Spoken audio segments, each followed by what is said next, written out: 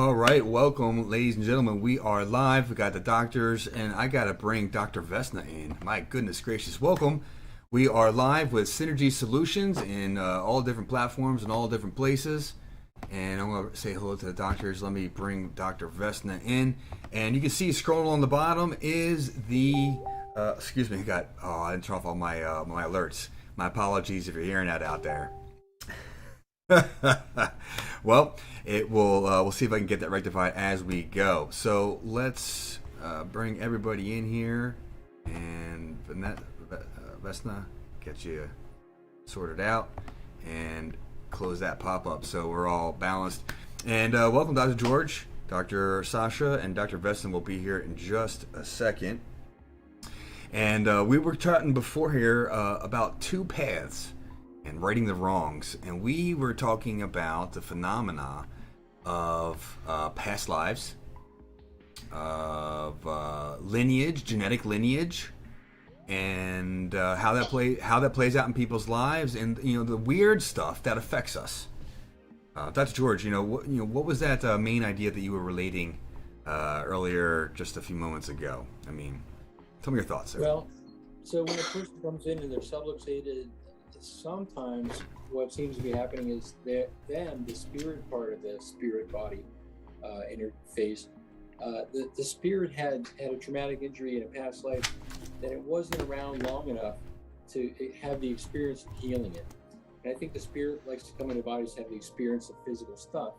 And so if it didn't have it in that lifetime, it may come into another one and recreate a similar injury so it can learn how to knit those tissues back together, for instance. So there's also genetic lineage, which, this physical material came from our parents and their parents and their parents. And there's a whole different collection of experiences that physical matter holds too. And I really hadn't considered those as two very different, lumps of energy before, which makes us all the more interesting, I think, and complex. Well, it does. Oh man, yeah. I changed something by accident. My fault, everybody. But nonetheless, oh, my goodness gracious. Righting the wrongs. It's so interesting. That's what you're thinking about and talking about, because I just was listening to exactly that topic just a few days ago, and it's been my exact personal experience that that's the case. Is that as we've moved into this new era that really started to, in the sky clock, kicked off 2012, December 20th, 21st, I believe, December 21st, 2012, and then the way the cycles and patterns of things unfold, we're experiencing the part of the main timekeeper for that system, which is an 8-year cycle, and that's 2020, and now we're into this new era. Now, at the same time, I look at the old forces that want to maintain the hold of the old era. Oh my gosh, George, it starts to line up pretty interesting. And yeah. And so that without mentioning the unmentionable, what we saw, the changes in 2020, I believe, was a power grab for the mind and the soul and the heart of the beings here. Right. And we each have a part and a place to play. And let me see. That's interesting. Very, very intriguing part of me as I'm going to bring Dr. Vesna back in here. But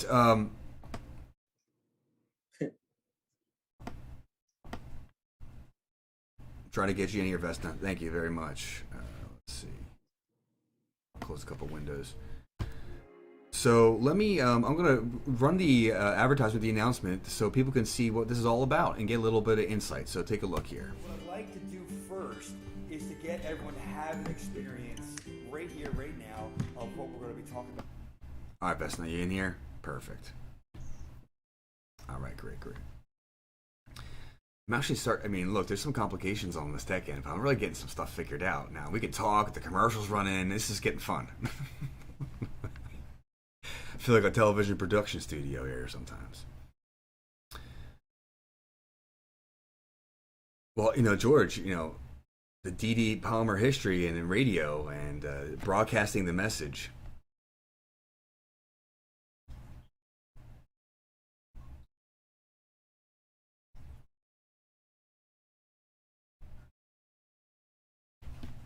Yeah. So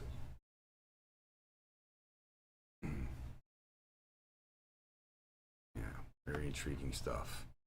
I've been talking with Ted recently about. I can't mention too much, but there's a movement within chiropractic to educate chiropractors back towards the original D.D. Palmer concepts and things like this. It's very, very interesting. So I'm bring everybody back here. All right. Oh my goodness. Let's bring everybody back in. Let me close this window. Yes, we are live, everybody. That is true. And we have Dr. Vesna joining in. Finally, we got flipped over so we could see her. And we're talking about we started talking about the two paths, and let's talk about what that meant. That's a play on the Hopi lore. It's the path of the mind and the path of the heart. And so the mind is where there's a lot of distortion, a lot of confusion, perceptions, and that can get sorted out, and you can get that in alignment. Though that's the hard road, in my opinion, right now. And you can, in the sorting out information and looking for truth versus misinformation, partial information, it's a challenge right now for certain topics. And then there's the path of the heart.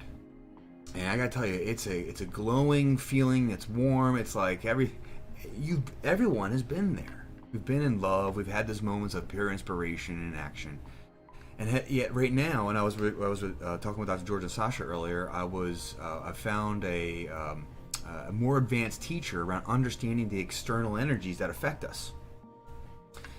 And the last 2 days have been a real test to us rising to our greatest self, emotionally creating this new support system just within ourselves, for ourselves, but also leveling up where we get nourished, our home environment. And this is different for everybody though, but our home environment, our work environment, how we handle things, how we handle ourselves, how we approach things, all this is being challenged. And so, Dr. George, I know when I said that first in the pre-chat, you kind of laughed, and I'm sure you're either thinking about yourself or a couple patient stories that arrived. What did that get you going? Do you remember what what got you laughing there? I don't, but what I just realized, I've been working through the Course in Miracles for seems like 100 years now, and it's so simple and so elusive, but it's like tune in. The Holy Spirit's trying to just go it's God's world. Just listen to Him. I'm like, wait a minute, is that the same thing as just living through the heart instead of the mind? And again, yes. Okay. And when I adjust, I do that. I don't know what I'm doing half the time. I'm going tapping on there because I just turned over. You guys, I know how to play the piano, make the music come through, and I get great results when I'm not thinking about what I'm doing. Yeah. So let's clarify that, because sometimes I know I get caught in slang and lingo, and the inner jargon of our profession is quite unique. And the word subluxation, Vesna, I'm going to call on you. Then Sasha, I'll call on you, number two. In simple, kindergartner understanding, what's the main concept of what this subluxation is when it comes to the body? Blockage. Great of the word. flow of the information. Energy. Yeah, lots of ways to say it, right? Blockage of flow, blockage of information, blockage of energy. It was wonderful. Sasha, what comes to mind for you?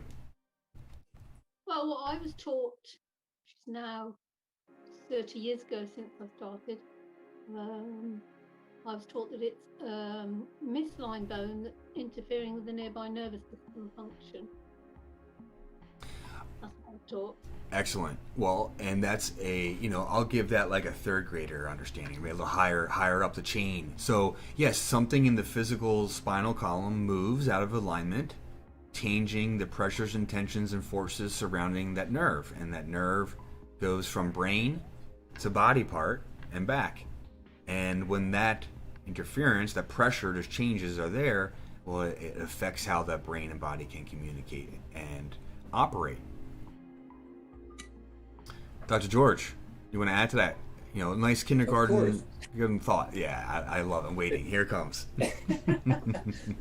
This morning I thought of a brochure to create And on the front of the page, it talks about the vertebral subluxation complex. I'll show a picture of the bone out of place choking the nerve, and then the 5 components, the scientifically valid physical components of a subluxation. And then you turn the page over and it says subluxation, and I'm going to show a dim light bulb, because the physical subluxation is the manifestation of reducing the presence of life force in that body, which is what happens when the nerves get choked up. The expression, the vehicle of expression of life itself, the brain and nerve system, is hampered in its ability to do so. So in a diminished state of life, the body starts to rot. So one is a physical subluxation and one is a metaphysical subluxation. And I guess I could throw this in too, because it's on the tip of my tongue, that if lux is light and subluxation is less divine light showing up in the body, wouldn't adjustments lead to some enlightenment?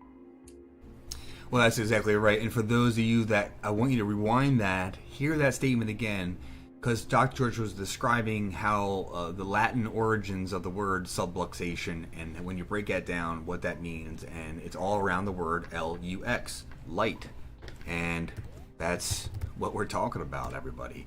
The light that flows through you. It's so beautiful how it just ties to all the religious and spiritual conversations, all in this one concept here in subluxation and chiropractic.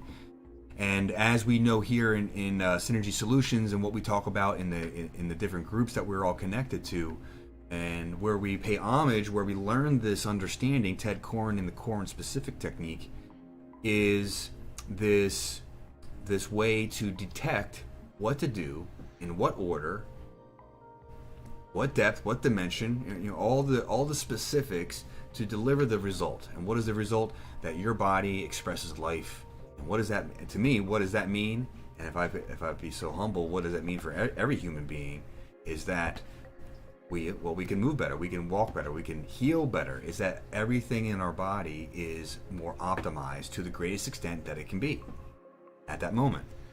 And then through series of corrective maneuvers and releases, subluxation adjustments, well, then we really continue to resolve the patterns of stresses that have built up. It's beautiful. And this is, the same conversation in weightlifting and eating well and personal growth and business growth. It's a evolution, and we need a maintenance. We need to work on it, work with it. Sometimes how does joy get into this conversation, George? Well, it's our natural state.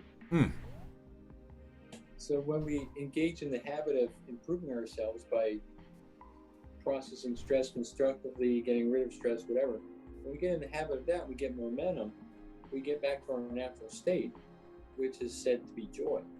It sounds kind of foreign to most of us most of the time, but when we're feeling light, when we're coming from the heart, isn't that how we feel? Yeah. It's when we don't get joy thinking in our heads that much. We might have some satisfaction, but joy is like when your brain is out the window and your heart is open. Yeah. You're going like, wow, what a fleeting moment that 10-hour date was.